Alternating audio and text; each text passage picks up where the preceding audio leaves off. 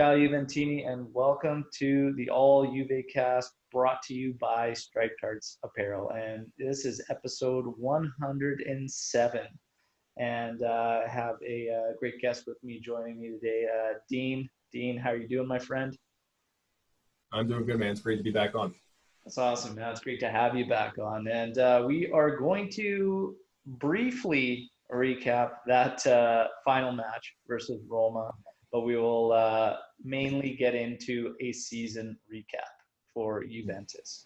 And Dean, obviously, we had this one booked for a while, and I know you've got a friend who is a fan of Roma, and obviously got the better of us this time, but that's okay.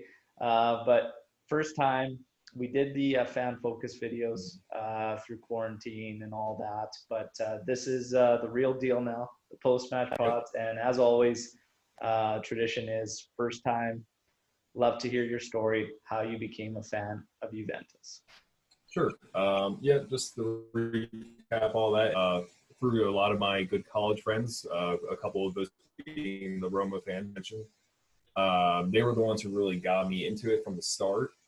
But I remember a key moment for me was probably watching the Euros in 2012, watching the Italy squad with Buffon and Pirlo really capturing my attention, and then coming to find out that they played for the team in Juve and just went on from there. So nice.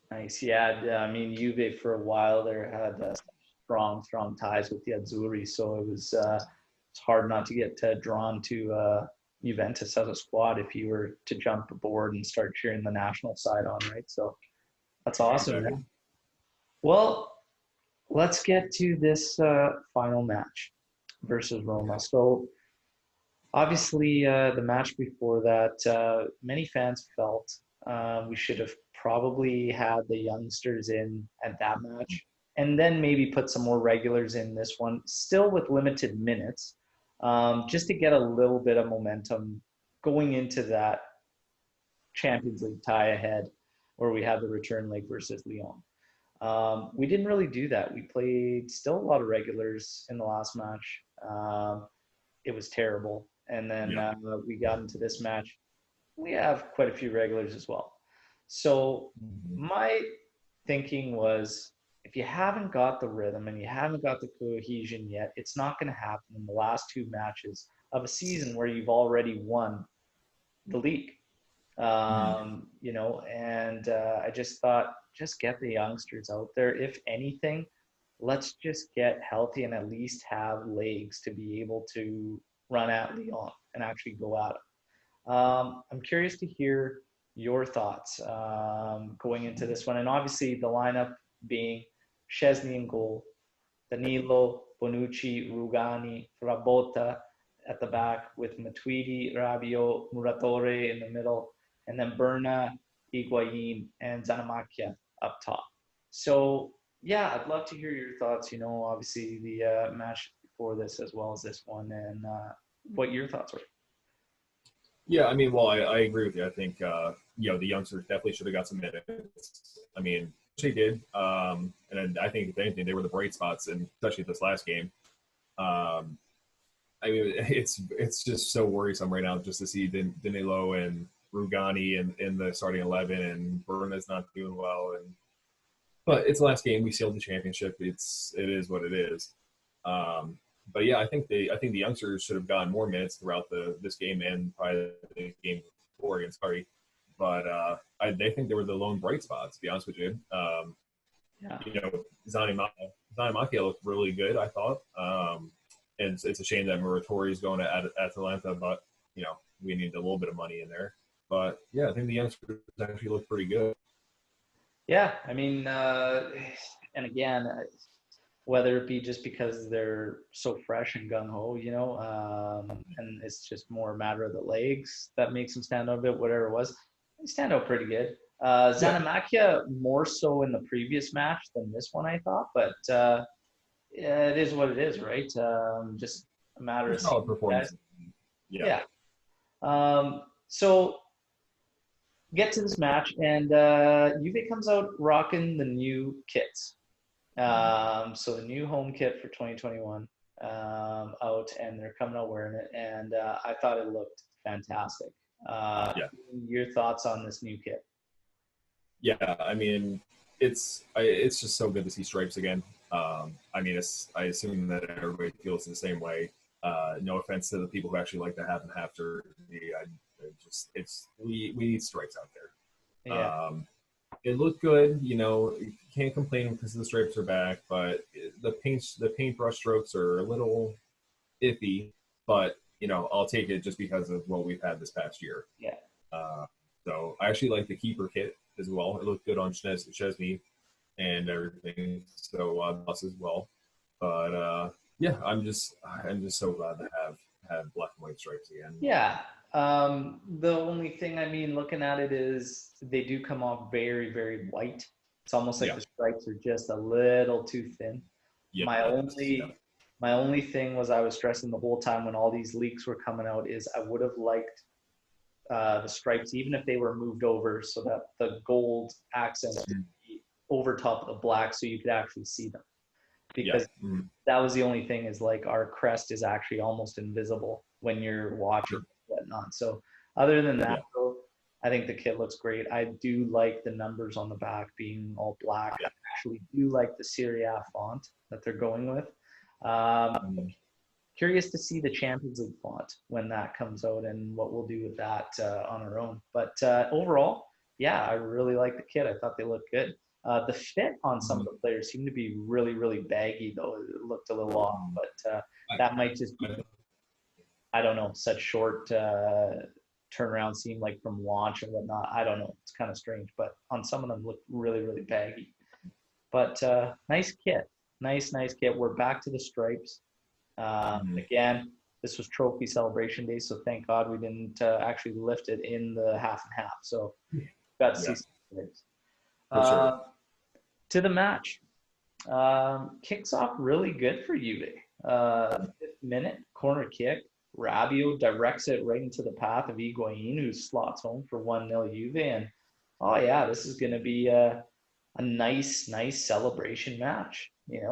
5 minutes in, like this is nice. Let's see what happens. 22nd minute, and Rougani has other ideas and just does not want to challenge Kalinic in the air whatsoever, and just gives him a free header. And he did very well to direct it into that corner of the net there.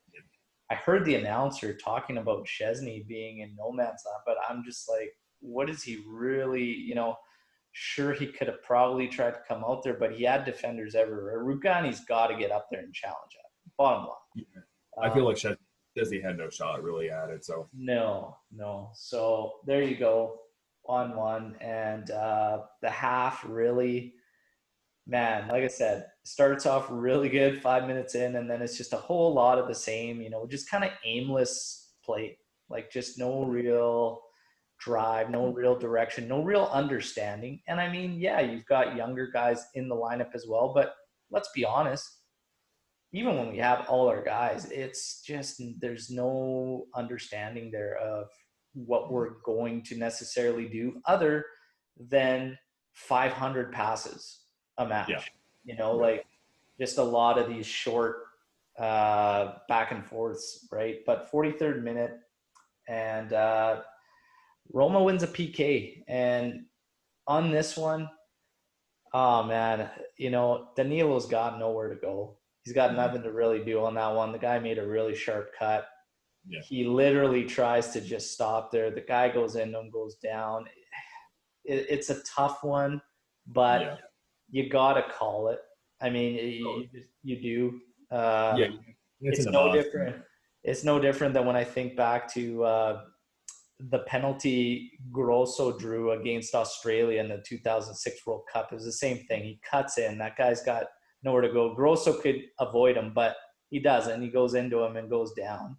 Yeah. And it's a call. Everybody thought, oh my God, that's such a chintzy call, and again, but this was the same. It reminded me of the same thing. Just the guy makes a sharp cut. Defender's got nowhere to go. He's not even moving to him or anything, but by rule, Perotti steps up, makes it 2-1. And that's how we go into half. And I'm just thinking, you know, I see it on Twitter, and everybody's just so frustrated and just going at it. I mean, it's a nothing game. I thought this match was going to end in a 2-2 draw, is what I chose on my prediction. We have battled complacency for so long that given the schedule they just had to endure as players, the championship is sealed.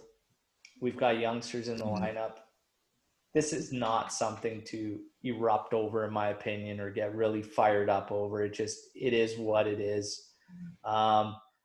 I get it that some fans want to see that drive. They want to see that, you know, awesome performance to give us that confidence going into the match against Lyon. But honestly, it is what it is. I mean, at half here, I just thought it's more of the same. Just we're really flat. But the biggest thing is there's just no direction. There's no set understanding. There's no set system. And whether it's going to take time or it just won't ever come, sorry, is a whole nother game. But with these youngsters in there, I just kind of treated it as I want to see what these young guys can kind of do and what we kind of have there, and see if Zanamakia could kind of give us a little more after that little taste in the previous match. But, you know, that was kind of it. What were your thoughts at halftime of this one, Dean? Yeah, I totally agree with you, Al. It's I mean, when the leagues where the championships wrapped up and you're going to put all these young kids in there, I mean, you know what's going to happen, especially the past couple of games where we have been up and then lose in a tremendous fashion. You can't get your hopes up anyway with all this change in the final lineup with nothing to play for. So, yeah, I mean, it's just gonna be the same, and you can't get riled up over something like this because you know what it's about. I mean, it's gonna be a whole different game when it comes to Champions League, but this game, I mean, you knew what was going to happen. So, I mean, best case scenario, we won and we looked great when we were lifting the trophy. You know, another great scenario is we tied. You know, but it was what it was, and it's the players that we had in there, and it's been the same the past couple games. Yeah, and that's just it. I mean, yeah, it would have been nice to get that confidence, get that swag, you know, get that feeling going into that Champions League match. But we're going to have to hope that they just pull it out. And we've been Jekyll and Hyde all year. This even dates back to the previous season. It's just what we've been. Not only match to match, sometimes half to half. Like, it's that drastic. So we'll just see what happens here. It's a tough thing right now. I mean, like I said, hopefully we can pick it up for the Champions League. And I don't know. I don't have super confidence in it right now, but we'll get to that for sure. We'll wrap up second half here. Essentially, 51st minute, we get Ramsey in for Rabiot, and we get Demiral in for Bonucci. So nice to see Demiral back in the lineup. Getting for sure. See what happens. Unfortunately for him, it was about a minute later that Zaniolo decided to make all our guys look absolutely ridiculous, and makes a great run. Nice slip pass through to Perotti too, whose finish unfortunately goes off Demiral and into the goal for 3-1 lead. And Rougani on this again, just standing back, not going at him, allowed him very easily to slip that pass through to Perotti. Perotti's man not staying tight enough, not shutting that down. Demiral, obviously, you cannot fault Demiral. It's like literally the first set of minutes since he's come back. And positionally, Juve has not been where they need to be. So it is what it is. But Zaniolo just looked great in this. For Roma. Yeah, like it was crazy. He was making our middle of the park look really, really, really bad. Real bad. 58th minute, Juve tries to come back. We get a nice cutback ball from Higuain. Ramsey doesn't hit it quite nicely, but it does go off the post. Nobody home there to put it home. And unfortunately, don't get the goal there. But we drew that whole opportunity from the press. Mhm. And I talked about it on La Panquina as well today during our live, and the press has just disappeared. Sarri has gone to this 4-4-2, and what it's done is it's taking the winger that's up playing on the right, and it's essentially rendered him useless in the press. Yeah. By the time that winger gets up there to apply this press, it's dead, it's gone. And the other alternative is our forwards start to shift over. And what that does is allow the teams playing us to switch the ball, switch field, and literally come at us because we've just shifted our whole play there to make up for it. So there's really such imbalance in this squad right now. And Sarri, you know, whether he's going 4-4-2 just to protect that midfield a bit more and just try to shore up the leaking of goals, it's almost causing more damage because the press was literally what would create these turnovers and get us the possession of the ball quicker and be able to go at opponents. If we take that away from us, man, look at how many stretch of matches we've had here where we cannot get the ball back. The other team has possession, and it looks like, how are we going to get this ball back and be able to possess and whatnot? And, you know, you look at highlight reels this season and goals we've had and chances we've created and whatnot, and the press, like, we need to be pressing. 100%. There's no runs made by this team. It's just these small passes back and forth, and there's no runs being made. I feel like there's also too much free roaming around that everybody's just following the ball. So nothing going forward. No, we've got to figure it out. He's got to balance this out. But yeah, losing the press is probably the worst thing we could have done. Because if anything, like, now you've just literally taken away some of those opportunities where you get the odd man rushes going at defenders and stuff. So if we take that away, holy man, we've just taken a whole element of our game that we really need, especially if we can keep guys like Dybala up top, Ronaldo up top. Like, you want to be pressing to get these guys with less defenders and whatnot to have to worry about. But if we're going to sit back and allow teams to build up to create, it's just going to be bad because we don't even have a strong counterattack game. Like, that's the thing. If you're going to play that way, you better be good on the counter. But what I see when we're getting into that phase, Dybala, Ronaldo, all these guys just get fed up of watching us try to win ball possession back, that they drop so far back that we win the ball, we have nowhere to go with it. There's literally no options. It's just something I noticed on this play was, man, that was a solid press. And then I'm like, where has that been? Like, for matches. There's no creativity. There's just nothing. It's just, and that's, you know, if you need the ball and Ronaldo to drop back, then there's a problem, you know? Yeah. And when we look at the start of the season, when some of his games started to come through, what was the one thing we were doing very, very well? It was the press. We were putting teams under duress, a lot of pressure. That's just since faded, and I think it's because he got concerned with the goals that we were leaking. But all our guys, even Chiellini, said, like, it's still easier to defend when you're on the throttle. It just it is. And I don't think it needed such a drastic tweak of going to this 4-4-2 and allowing teams to just build up. But see what ends up happening, what his strategy is against Lyon here coming up. But carry on with this match. We're pretty much done. There's not a whole bunch going on. It's 3-1 at this point. 72nd minute, Olivieri comes in for Bernardeschi. Pinsolio comes in for the last match of the season, last 18 minutes for Szczesny. And then 79th minute, Vroni comes in for Higuain. In the 90th minute, Olivieri gets sent in, has a good shot from outside of the boot, forced the keeper to make a nice save, and we get about 5 minutes of extra time, and that's it. Match ends, and honestly, thank God. It's just it needed to end. It's just getting really, really frustrating. I get it, but let's just celebrate the title. let's Right, get right. to business. We know what the team needs to do when it comes to players. We know what they need to improve on when it comes to contracts. What will happen with Champions League will happen with Champions League. But honestly, this season just needed to end because, I don't know. This one, it's our ninth one.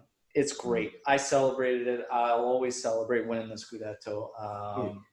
But looking back, I'd be lying if I didn't say it has a bit of a bitter taste to it. Just an undeserved aftertaste to it. Oh yeah. And out of the 9, it's probably personally my least favorite. The one thing I can take out of this is that it's absolutely fantastic to see Merda spend so much money to try and dethrone us and not be able to do it.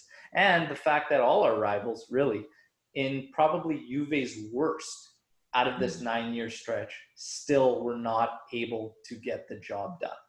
That's the one thing I can take out of this one, really. But I can't help but looking at it as we didn't so much go out and take it as much as they allowed us to stay on top. And that's just me personally. I'm not trying to be, bitter, not like a true fan. Whatever you guys want to think of me, it's fine. But I feel that way.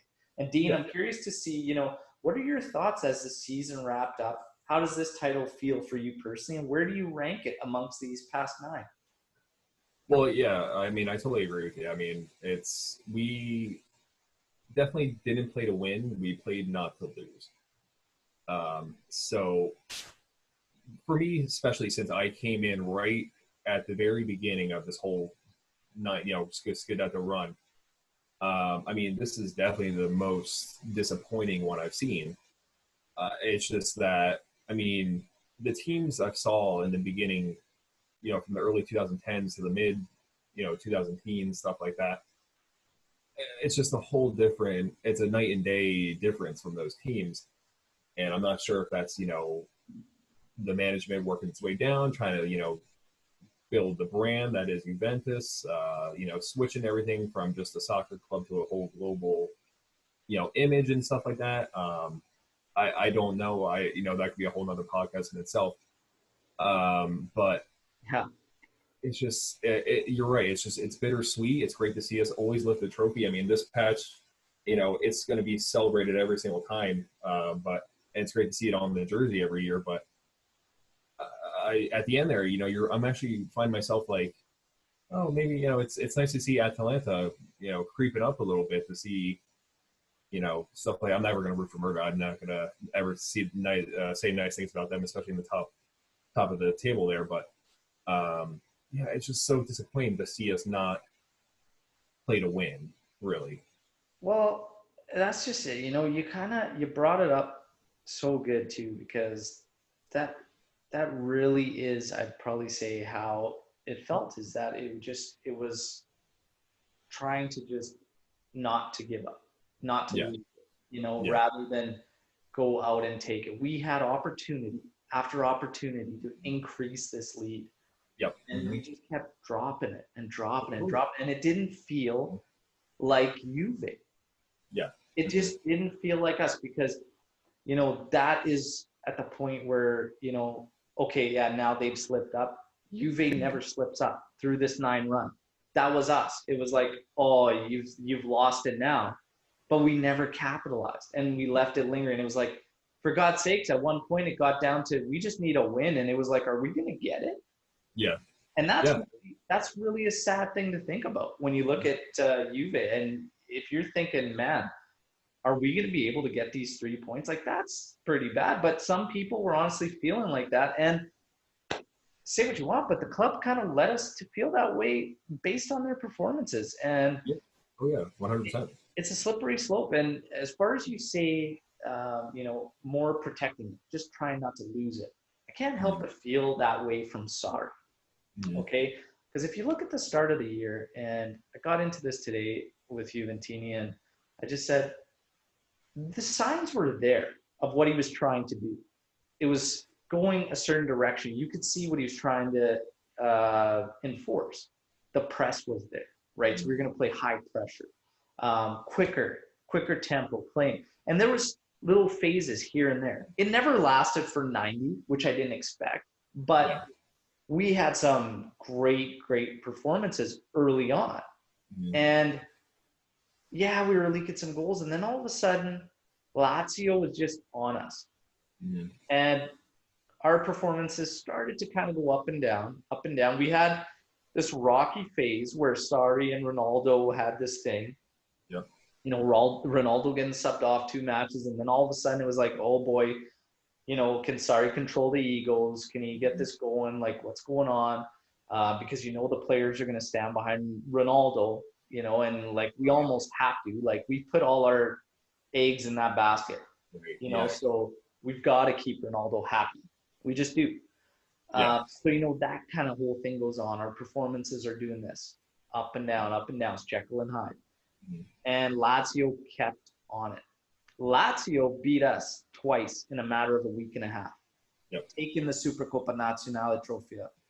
That really pissed me off. And I'm like, Sarri looked as though he learned nothing from the first match going into the second. Literally looked like he learned nothing. And that's happening. And in the back of our minds, it's like, okay, these are the guys we're going at, and they're not dropping off. And they owned us in a couple matches. So at some point I started to feel like, okay, you know, you started getting some signs. Sarri is changing himself. He started to change. And I felt like he started to essentially, we looked like we were trying to play the way we were playing last season. And it's like he backed off almost of what he was trying to get us to do. You know, and you heard it in interviews like, I cannot get these players to understand the importance of passing the ball quickly, of moving it quickly. And to me, it's just shocking to hear something like that from a coach, a manager, whatnot, because you're literally almost admitting defeat and that these guys aren't listening to you and you're not able to get them to understand your ideas, which is mind-blowing to me because they're all professional athletes and players. He's terrible, so terrible in interviews. So you hear this and you see this, and all of a sudden, the good things that we had at the start of the season, the great passing sequences, the quick 3-pass situations that end up with a player breaking down the wing, all that's gone.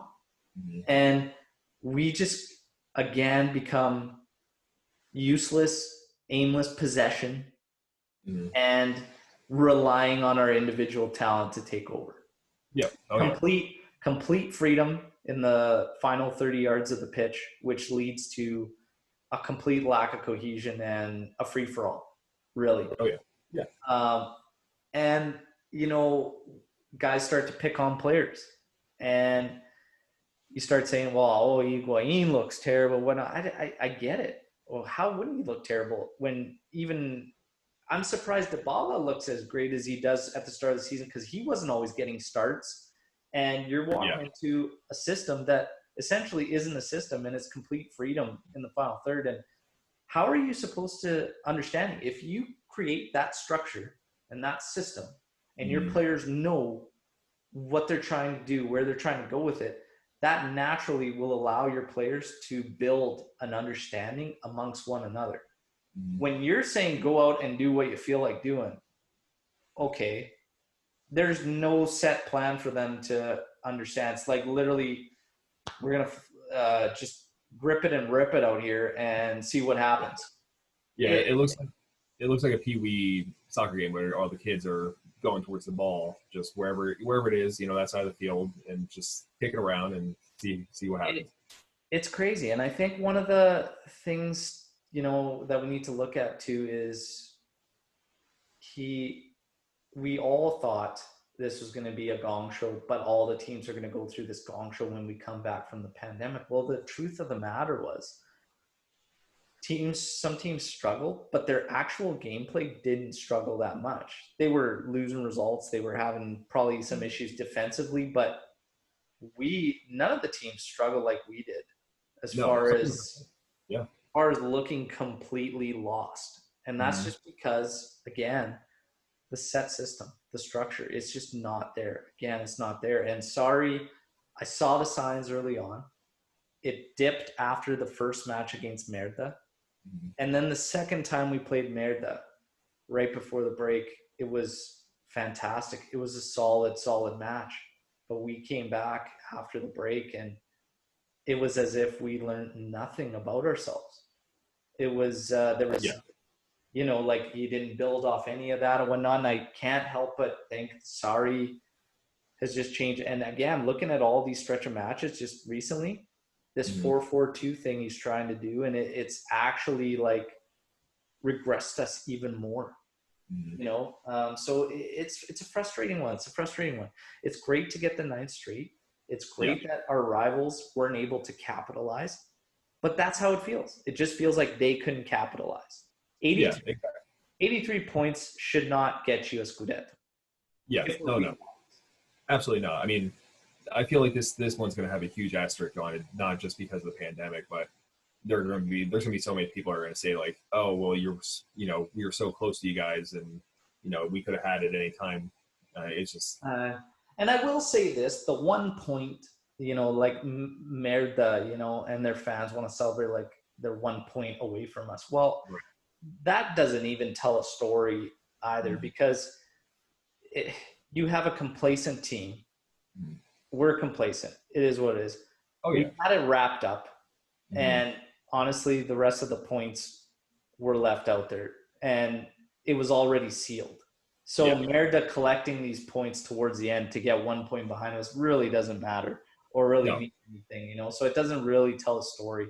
They had surrendered it long before. So, but again, it's just from a team standpoint of Juve's, we should have had this thing sealed well in advance. We could have had more opportunities to rest our players.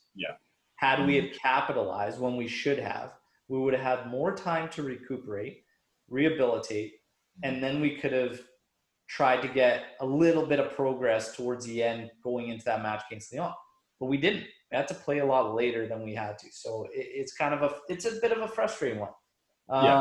But ultimately, got the 9 straight. That's fantastic. 38 total. I love it. Cool seeing the trophy. It's still always cool no matter what happens to the team watching them celebrate trophy. A little bit strange to do without fans. It's good. Some of these guys, probably the last time we know Pianic, last time we'll see him with the club.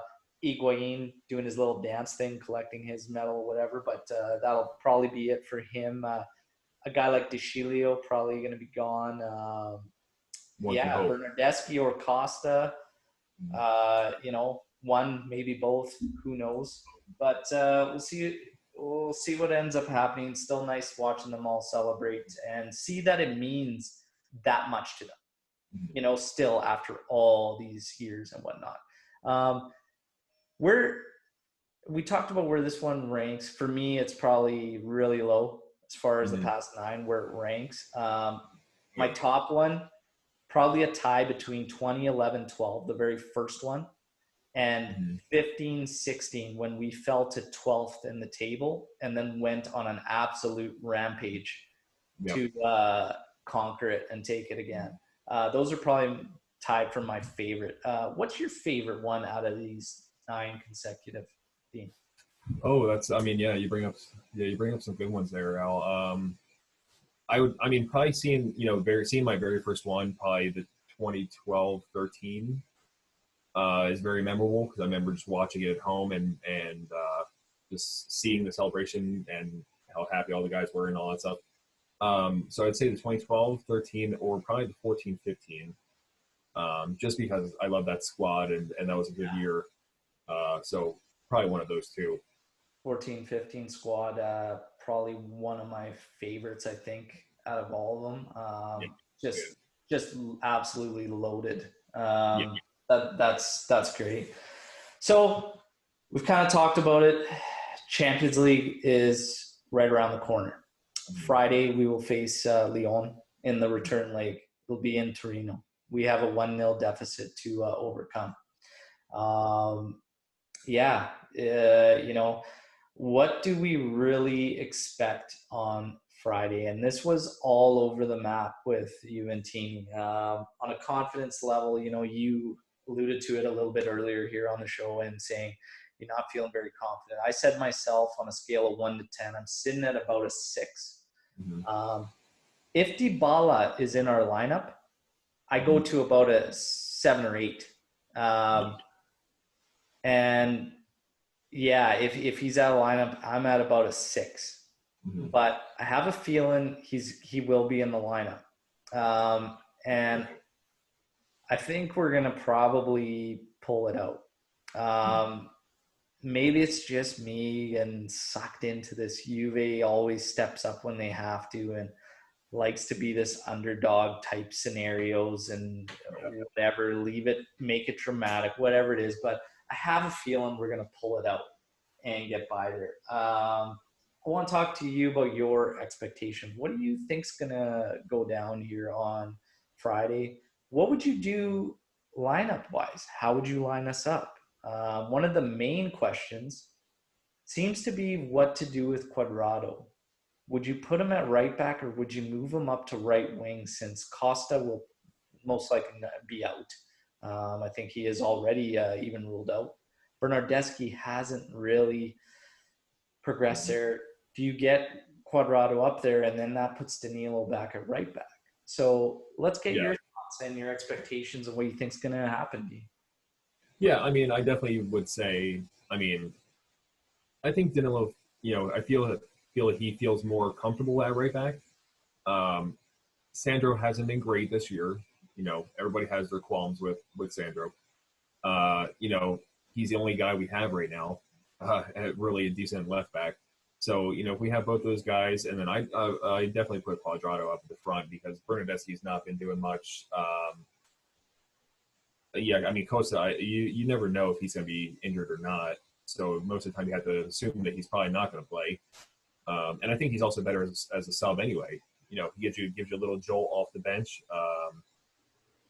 So I think that's probably the better role for him. And then, keep our fingers crossed that Dybala actually does play because we need him in that lineup. So I I want to have more confidence in this team, but it's just been so, like you said, up and down, Jekyll and Hyde. I would probably put myself at like a 5 or a 6. And maybe if Dybala does play, it does bump it up a little bit, but I honestly don't know. Yeah, it's a tough one because of that factor. You just don't know what Juve you're going to get from match to match. You literally have no idea. And when it's good, it's great. But when it's bad, it is just awful. Like incredibly difficult to watch. I'm not, and that's just being honest. Like it is tough to watch when we're bad. And they don't give me any confidence right now because we get up 1 or 2 goals and then we end up losing anyway. And that's just kind of it, right, Dean? It's like now, before when Juve was having a bad match, you'd still have that faith. We're going to pull it out. But now it's like, man, we're going to leak goals. Yeah. Oh, yeah. And then we're not going to be able to score them. Right. So there's definitely a shift there. And Juve's got to start taking the right steps to get it right. As far as Danilo goes, there's no question there's a drastic difference when Danilo's on right back as opposed to left back. He's way more comfortable. You could see it in how he plays at right back. When he's on the left, he tends to suck inside a little too much. But when he's at right back, it's more taller. It's noticeably different. And you can see he's more comfortable there. Cuadrado up ahead instead of Bernardeschi. Again, not picking on Bernardeschi as a player, but more our system. If we're hanging him back too much in a 4-4-2 shell and stuff, by the time we try to get up there, it's just gone. If we kept it to a true 4-3-3 and he could be on that last line of defense and he could push them back and he could make those runs, which are a couple traits that he does quite well. it could help us. But if we're going to do it in a 4-4-2, I would probably put Cuadrado out there over him. Yeah. If we're going to do 4-3-3, you can maybe have a bit of an argument for Berna, but Quad probably still edges him out there. Yeah. And to me, it's kind of sad. It's kind of sad to see that Juve, a club with these expectations, this is what it's come to. And, like Cuadrado to me is a rotation guy. He's a utility player, and not a guy that should be by any means a starter, especially right back. But, so what does that tell you about what management's done? And then even at right wing, we don't have a better option. Is a little concerning. So see what ends up happening. But we got a Twitter post. I just wanted to get people's thoughts. And they got some questions. We got some, comments, thoughts. Luis DeVito writing in, if Juve could add one more player or position this Mercado, what and who should it be and why? So I think what he's getting at is if we know Kulusevski's coming in, we know Arthur's coming in. If we could only make one more, that's how I read it. I hope I'm right, Lewis, but if we could only make one more addition, what position and who and why? So, I mean, Kulusevski can be an attacking midfielder. He can be a winger. And he could play in the middle too. So, we've got our third coming in as well. Rabiot has progressed quite nicely. Very, very nicely. Bentancur needs to grow. But there seems to be this belief that Arthur can play regista as well as Mezzala. Fans are mixed, very, very mixed as far as where Bentancur should be. You have many believing he needs to be played as the deep line playmaker, but you have a lot that think he's better as Mezzala. You can go back and forth arguing both of those with Bentancur like forever because he's great as Mezzala because he's got the energy and the legs to go box to box, but he's a little toothless when it comes to the final third. Okay? When you play him at Regista, he's cool, he's calm, he's collected, he's pretty good on the ball. He sprays the ball around quite well, and his first look is always looking to advance it. However, he makes a lot of errors and loses the ball quite a bit. And he tries to make these fancy passes sometimes, and sometimes he tries to dribble out of scenarios where he doesn't need to. Sure. So you can go back and forth with this one forever, like I said, with Bentancur. But if you take Arthur's capabilities and say he could play both, Bentancur, we could get by with both. Rabiot has been progressing and doing great. I even think Rabiot could be an option as deep line playmaker, personally. You factor that in. You've got Kulusevski coming in. I think Dybala needs to be a focal point up front. Ronaldo will probably have him one more season, so he's up there. Pellegrini should be bringing back, and I don't count that as a market move because it's just he's our player. He should come back to the roster. For me, the next move would be a legitimate right back. Get a legitimate right back in this squad. Pellegrini, I think, would surpass Sandro, to be honest. And it may be a crazy unpopular opinion, but I honestly believe Pellegrini is in this squad next year. He surpasses Alexandro. And for me, it would be right back. As far as who, there's a couple options out there. Dest has been rumored for Juve. I would be fine with that. There's another one, Tavares there, that I would be okay with as well. There are some options there. Cuadrado could end up being that utility guy that we could use. Then that leaves us getting rid of, one of Berna or Costa, which is fine. And to be honest, gun to my head, had to make a decision. I'd boot Costa before I boot Bernardeschi. That's just me. So what do you think? You could only add one more, given our team outline right now so far. What's looking like? What's your pick there, Dean? Yeah, I mean, I agree with most of the stuff you just said there.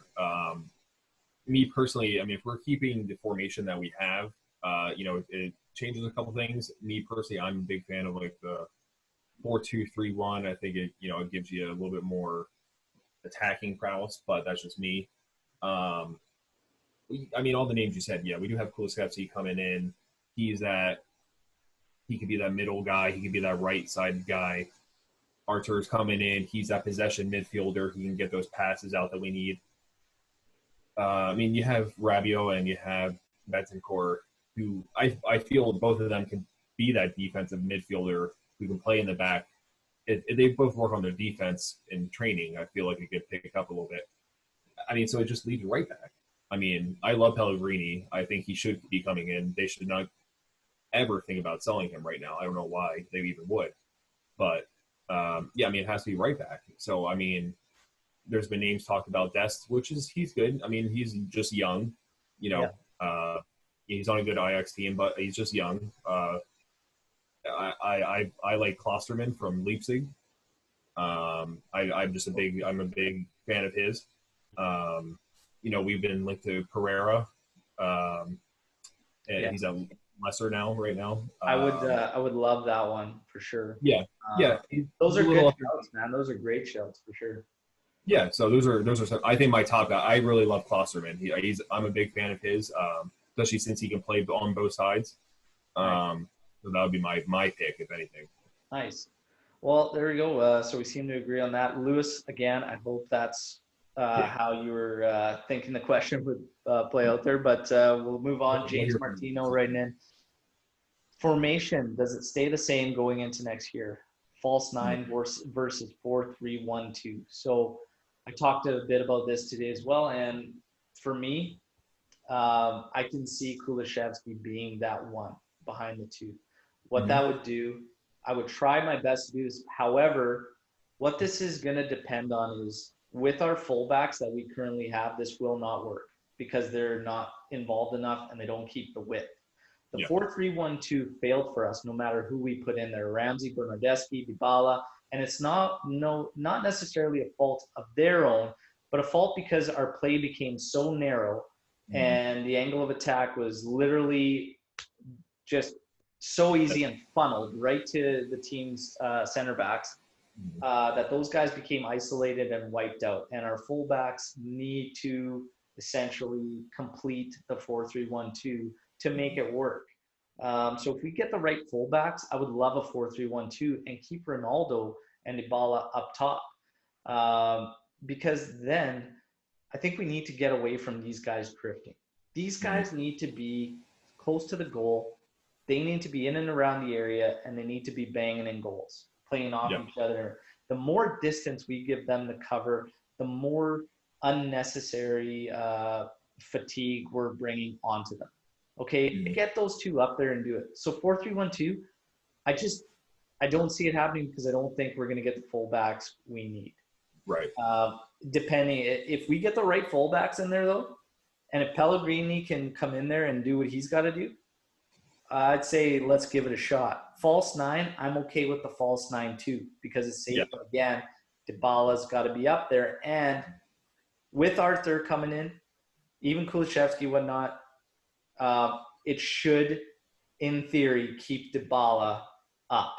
So Arthur should become another link, which should keep Dybala up. So I think either one of those I'd be okay with, but 4-3-1-2 could be the play and allow that strong partnership of Dybala and Ronaldo to really run rampant if we can get the rest of it together. Your thoughts, Dean? No, I agree. I think I just think with the personnel we're bringing in, it definitely seems like it's leaning towards that way. I personally think that it's a little too narrow because it just funnels everything right down the middle. That's why I like the 4-2-3-1 where it's everything's spread out a little bit, but we don't have obviously the wingers right now to kind of deploy that. But yeah, with those guys, I mean, Dybala needs to be excuse me. Dybala needs to be up front and in the center. He's not a right winger. He's not any of that type of stuff. The kid needs to play in the center. So I think a false nine would be great for him. Ronaldo, let just Ronaldo run up front he runs wherever he wants to anyway. So, but just keep the ball in the center, let Ronaldo be up top, and we'll figure out what. I agree. I agree. Steve at Steve Patmar writes in, what should we be expecting from the season ahead with the short turnaround? It doesn't give much time to get players in and out, not to mention up to speed with tactics and formations. Yeah, I mean, what to expect? Nobody really knows, but we will start to find out if it is in fact players that Sarri needs, or is he just not getting things across? Like, we'll find out a little bit more about our manager, because I don't believe he's going anywhere. We've made a 3-year commitment to him. I'd be very, very shocked if we would see him out and still have to pay him that money. And I think we'll end up finding out a lot more about Sarri, to be honest, if anything. What to expect? Tough to say because we'll have to wait and see how the roster changes, to be honest, before we can really put together some expectations. It's gonna be really hard. Tired players for sure. So Abdul Rahman writes in, does it seem like Juve isn't really interested in Tonali despite being attainable? Do you want to tackle this one, D? I would love to. I would buy the kid in a heartbeat. I just think because of how young he is, the talent he possesses. I mean, he has that attitude we want right in the front of our defense. Is it the case of if we can go out and get him? It may not be that. It seems like he may have made up his mind already, which is unfortunate because you want kids, especially that young and talented, to buy into our project and not other teams' projects. If he's leaning towards Merda, that's really a shame, and he might come to rue it one day. But it is what it is. Yeah, I don't think it's a matter of Juve really not interested. I just think, he's kind of going down that road. It is what it is. That's why they backed out. And again, you've got to factor in your options and what else is happening out there. And I think that Pianic deal with Arthur kind of maybe started to influence Juve to look at other moves. Because we have multiple positions that we need some assistance in. So, that probably was it as well. Mike Min 10 writes, this is probably the one season where other teams will realize that they are not afraid of Juve. They will improve greatly, and unless there is an overhaul of sorts in their roster, Juve will not get to 10 in a row. Yeah, I mean, it's everything we've been talking about. We know there's an overhaul, but I just don't see it happening. And the reason is we're going to get handcuffed, and honestly, there's going to be contracts that are going to have to just get terminated. And essentially, you're taking the hits. And Juve's just going to have to take the hits for the bad business that they did. It's catching up to them, and it's caught up to them now, and there's no hiding from it. So they're going to have to make right. This big overhaul that a lot of us want to see, we are probably 2 mercados away from truly getting that. I think honestly, like, it sucks, but the guys that we know need to go, the deals aren't going to be there for them. The deals are not going to be there for the De Chilios, for the Khediras, for the Higuains. Like, the deals won't be there. No. So what sucks is, granted that, I know how frustrating he is, Bernardeschi and whatnot, but I would much rather keep Bernardeschi than any of those guys because, if anything, he's a physical, able body. But it's just not going to happen because he's the only one that you could actually get value for. Even Costa now runs a risk of who the hell is going to buy this guy. Juve, as a whole, is notorious for doing this over the past several years. we get ourselves into these scenarios where we're locked into guys that nobody's going to want, and we're locking ourselves into them. And then we end up having to sell guys that we shouldn't be selling. So it's just something that we need to get out of. But he's absolutely right. Like, the gap has been fading drastically, and we're not in the best shape to stay ahead. So there's got to be some cleanup there. I'm pleasantly surprised that we were able to keep it this year with Sarri. I thought we would win serieA, but I was having doubts throughout the season when I was watching him struggle to implement anything, and even just struggle to see which guys needed to be our starting 11.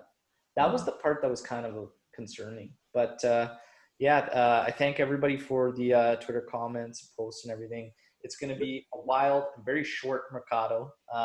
This turnaround time is going to be crazy. I believe the serieA transfer window begins on September 1st. serieA 2021 begins on September 19th.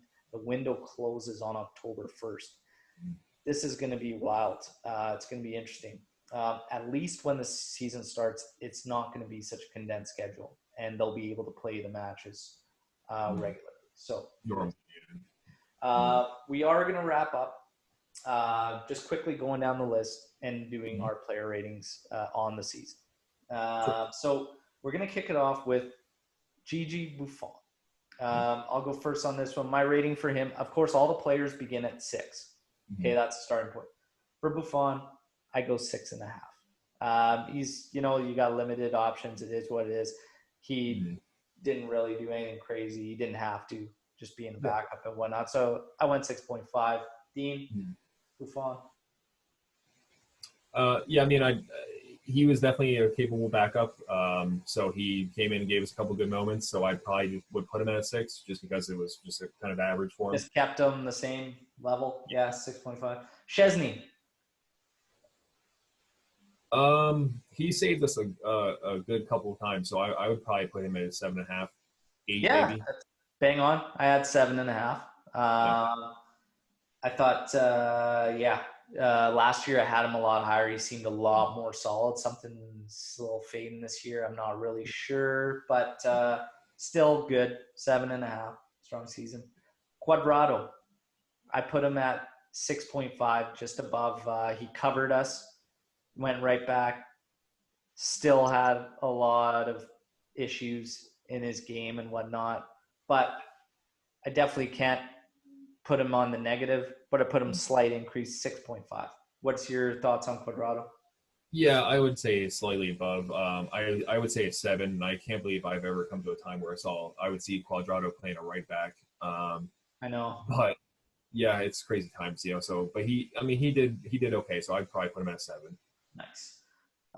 Daniele Rougani. It's really a shame because I really like this kid. I really want him to succeed. But he just, oh my god, He's scared. He's scared. Just shit the bed. I maybe a 4.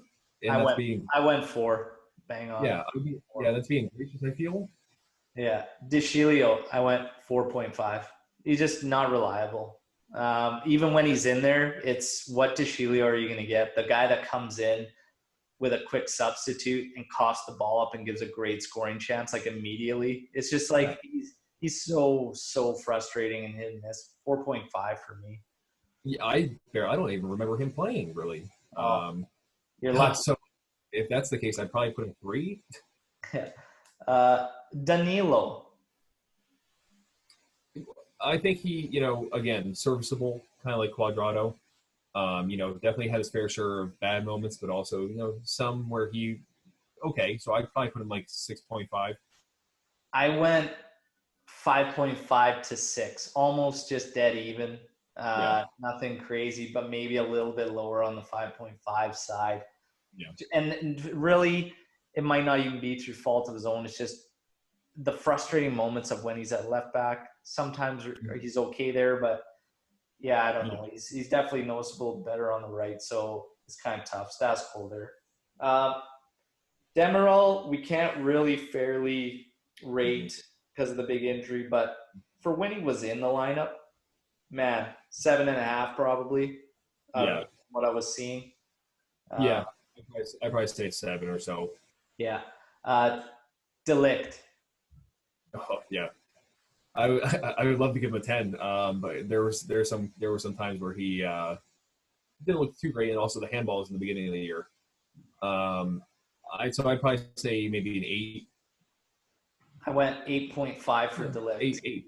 Yeah, I went 8.5 for Delict. I thought he just had a fantastic. Yeah, he's had his struggles, but once he got his confidence up and he was rolling, he was huge. Love. Bonucci. Oh boy. He looked strong in the beginning, and then towards the end here, I don't know exactly what happened, but and I guess I'm going to grade him more towards the beginning of the year, but maybe a 6.5, 7. I went 7. I just think filling in for Chiellini, having the young guys there, the amount of minutes the guy played. Yeah. I believe he finished most on the team. It's huge. The mistakes, starting to block shots with his ass, whatever is going on. It is what it is, but he gave it his all season. It's not all his fault defensively. No. There's some things going on systematically as well. Yeah. But I think a 7's fair. I don't think he should be below the starting 6 point, and I don't think he should be hugely above it. I think a 7 is fair. Alex Sandro, I went 6.5, slightly above the starting point. And again, only because of the defensive reliability. But even that started to come in question towards the end, so it started to just dock. So he ended 6.5. Yeah, I mean, if I could give Danilo a 6.5, I'd probably say the same about Alessandro. Yeah. Bentancur. I thought he looked good. He had a lot of great spots this year. Again, towards the end of the year where he's getting a little tired and everything like that. I would probably say 7.5, 8 maybe. Nice. I had Bentancur at 7.5. I thought a great season for him to grow, become more integrated into the squad and whatnot. He still has some things to work out. He's 22 years old. Exactly right. Slack on that. So I really, really liked it. Merlin Pianic, for me, 5. Slightly below. Started off really good, and then it was just nothing. A lot of nothing for the rest of the season. Yeah, and that's the tail. Yeah. Probably 5 for me as well. Yeah. Aaron Ramsey. Again, a guy that I honestly don't even remember too many spots of him playing. And I mean, maybe that's no fault of his own or anything like that, but I maybe a 5.5. Yeah, I think he's real close to just the same starting point of 6, 5.5, maybe slightly below. He had this. It's so strange with him because he looked really good at the beginning when we were going with that 4-3-1-2. It was like Dybala, Ronaldo, and him, and it looked really, really good. And he was that trequartista, and then all of a sudden it just disappeared. And then all of a sudden he left. He couldn't get fit for a bit. He got back in the lineup, and then he looked really bad. Then we slid him to Mezzala, and he looked really good. But then got hurt again, and then he come back, and then it was just even gone at Mezzala as well. So it was kind of disappointing. Put him at about a 5.5. The ability to not stay fit maybe affecting that as well. Blaise Matuidi. I mean, he played a decent amount of minutes and stuff like that as well. And I like Blaise too. I think he doesn't get as much credit as he probably should.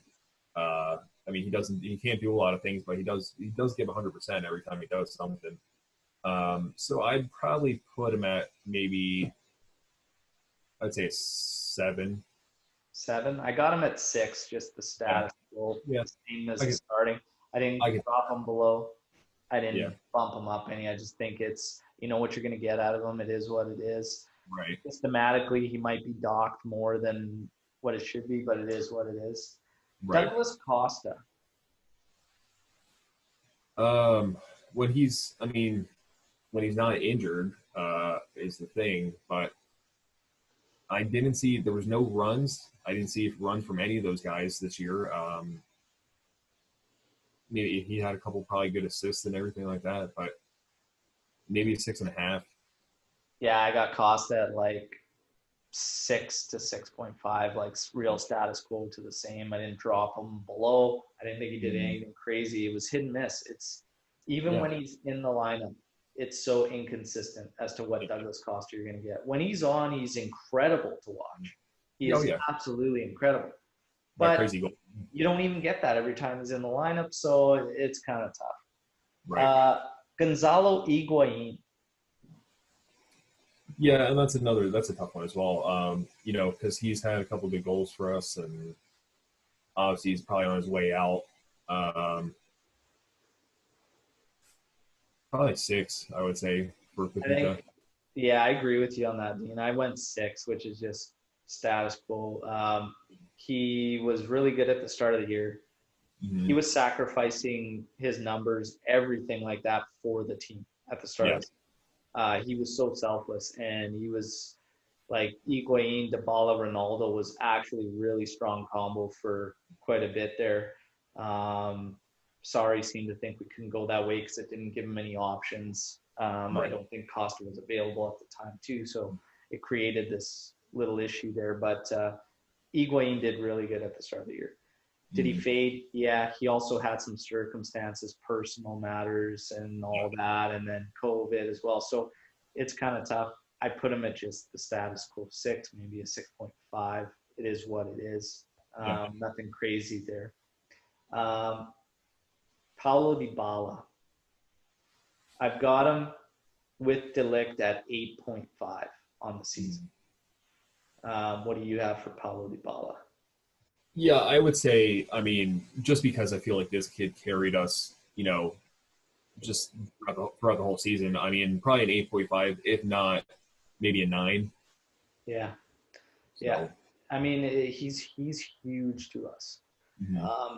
Ronaldo's the one banging in goals, but Dybala is the one making everybody that bit better around and involving the right people, moving the ball around and just moving it where it needs to go, getting us in the right scenarios and just doing a lot of good. And then, of course, we finish with CR7, Cristiano Ronaldo. I also put him at 8.5 with Delict and Dybala because for me, you won't go wrong picking any one of those 3 for MVP of the season for Juve. So I have him at 8.5 as well. Dean? Yeah, I would say 8.5. I mean, all 3 of those guys are tied. I mean, because they were our three top guys this whole season. Yeah. And I mean, if anything, maybe Dybala edges them out, but you know, all those guys are at the top there. And I am going to put you on the spot, and I'm going to ask you your MVP of the season to wrap up. Yeah, I'm going to go. I mean, Ronaldo had the goals, but it's Dybala just because he's the heart and soul of everything. When Chiellini's not out there and Buffon's not out there, it's Dybala. So he's our guy. There you go. And on that note, we're going to finish up here. Dean, it's been an absolute pleasure to have you on. Thank you so much. Thank you, everybody, for the comments, questions, opinions that you guys send in on Twitter. And of course, going to be back after the match Friday versus Lyon in the Champions League. Hopefully, we will have a victory to celebrate. And of course, I'll be coming back with another guest. So yeah, fingers crossed like Dean has there because, again, which Juve is going to show up. We'll have to wait and find out. But for now, we do celebrate the 9th straight Scudetto. #stronger. But yeah, celebrate the Scudetto. We're still on top, but we have some work to do. So let's have faith in the management. Let's hope that they can right the wrongs and get us moving in the right direction again, because the gap's getting close. serieA is becoming stronger, which is actually good for Juve. But we just got to get our ducks in a row. We need to figure it out. So hopefully we can right the wrongs, get the business on track, and get organized. So we'll see what we can get done here. Thanks again, Dean. Thanks everybody for tuning in. As always, be back after the next match. Until then, Forza Juve, fino alla fine. Ciao. Ciao.